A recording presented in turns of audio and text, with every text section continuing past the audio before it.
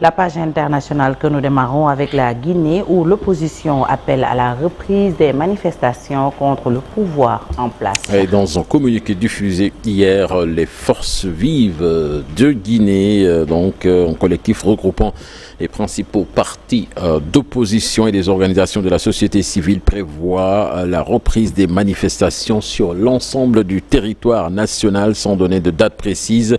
Les FGV demandent aux citoyens d'observer une ville morte le lundi 12 août de 6h à 18h dans toute la capitale et ses environs.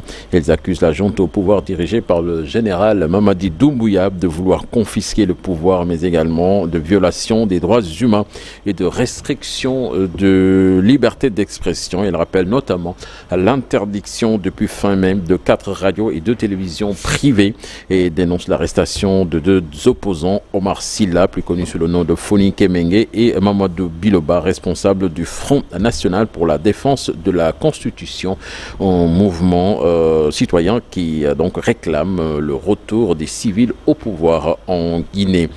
Pendant ce temps, le Niger a annoncé hier rompre avec effet immédiat ses relations diplomatiques avec l'Ukraine 2 jours après le Mali, reprochant à Kiev son soutien à des groupes terroristes après une lourde défaite de l'armée malienne fin juillet. Le Niger, dirigé par un régime militaire comme le Mali, a également annoncé la saisine du Conseil de sécurité des Nations Unies en vue de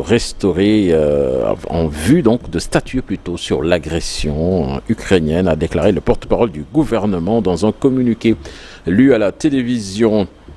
Le Hamas a annoncé ce mardi que son chef à Gaza, Yahya Sinwar, l'un des hommes les plus recherchés par Israël, avait été désigné dirigeant politique du mouvement. C'est après l'assassinat de son prédécesseur Ismaël Haniyeh qui a relancé d'ailleurs les craintes d'une escalade militaire au Moyen-Orient. Présidentielle américaine, Kamala Harris, qui a donc désigné son colistier. Il s'appelle Tim Walz. Kamala Harris et son nouveau colistier étaient hier en meeting en Pennsylvanie, en état clé pour la présidentielle de novembre prochain, premier événement de campagne du duo démocrate, quelques heures seulement. Après que la vice-présidente en course pour la Maison-Blanche a annoncé avoir choisi Tim Walz comme partenaire. Ce meeting était l'occasion de le faire connaître au grand public. Et puis pour terminer, on en avait parlé la semaine dernière, l'Algérienne Iman Khelif qualifiée pour la finale de la boxe, la boxeuse algérienne qui s'est retrouvée malgré elle au cœur d'une controverse sur le genre pendant les JO de Paris.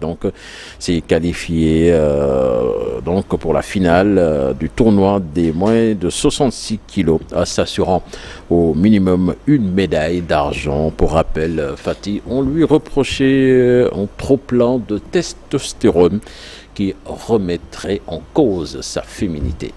Merci beaucoup, cher Tidiane Diao, pour l'actualité hors de chez nous. Et puis retenez que tout à l'heure, dans De quoi est-il le nom, nous allons parler d'une place mythique de la région de Thiès. Ce sera avec Cheikh Anta Diop. Cheikh Biangone est en place. Tout de suite, la revue des quotidiens, des titres des quotidiens.